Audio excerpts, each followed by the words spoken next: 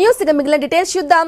చెరువు ఆయకట్టు కాల్వ స్థలంపై కన్నేసి కాల్వనే ధ్వంసం చేశారు. ఈ ఘటన మంచిర్యాల జిల్లా చెన్నూరు మండలంలోని సోమనపల్లి గ్రామంలో చోటు చేసుకుంది. ఈ ఘటనపై ఆయకట్టు రైతులు తీవ్ర ఆవేదన వ్యక్తం చేశారు.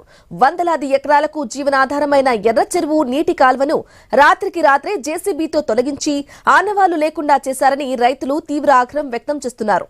2 నెలల క్రితం కొంత కాల్వను తొలగించినా అధికారులు పట్టించుకోలేదని, ఇప్పుడైనా స్పందించి కాల్వను పునరుద్ధరించకపోతే ఆందోళనలు చేపడతామని హెచ్చరించారు. నిందితులకు తగిన శిక్ష పడేలా చూడాలని రైతులు కోరుకుంటున్నారు.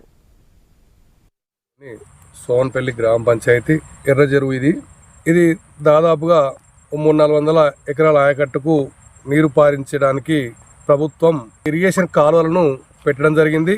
అది ఒక కాలువ ద్వారా మెట్ట ప్రాంతాలకు వారుతూ ఉంటుంది. ఒక కాలువ ద్వారా మా గ్రామంలో ఉండబడే బూరుగు చెరువు ప్రాంతానికి నీళ్లు సప్లై చేయబడుతుంది. అయితే ఈ మధ్య కాలంలో ఎవరో గుర్తు తెలియని దుండగులు ఇక్కడ ఉన్నటువంటి ఈ మత్తడి కాలువను తీసేయడం జరిగింది. దానివల్ల రైతులకు 300 ఎకరాలకు నీళ్లు పడడానికి చాలా ఇబ్బందులు ఉన్నాయి.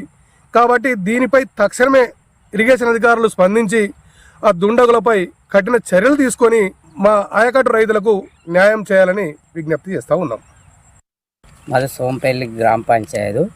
మాకేముందనంటే ఇప్పుడు ఇది ఎర్రచెరువు కాలువకు ఇప్పుడు ఎర్రచెరువు కింది పొలాలకు ఉండేది ఒకటి కాలువ, మెట్ట ప్రాంతాలకు ఇంకో కాలువ, ఇటు బూరు చెరువు పోయేది ఇంకో కాలువ.